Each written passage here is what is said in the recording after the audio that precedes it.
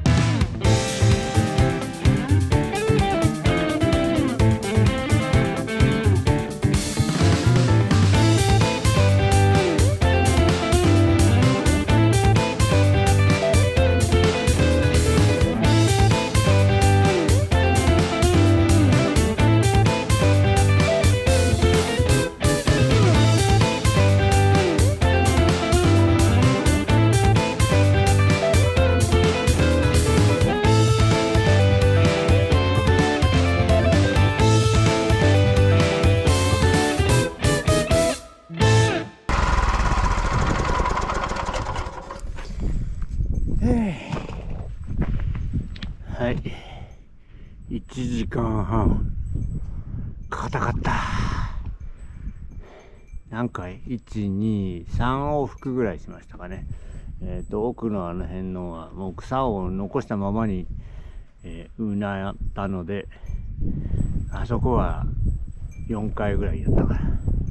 ダメだね、草があるとこんなちっちゃい管理機じゃ全然柔らかくならない。草の上をただ走ってるだけになっちゃったんで、はい、来年は、この辺にいる隣んちの毎日のおじさんにトラクターを借りましょうかね。はい、お疲れ様でした。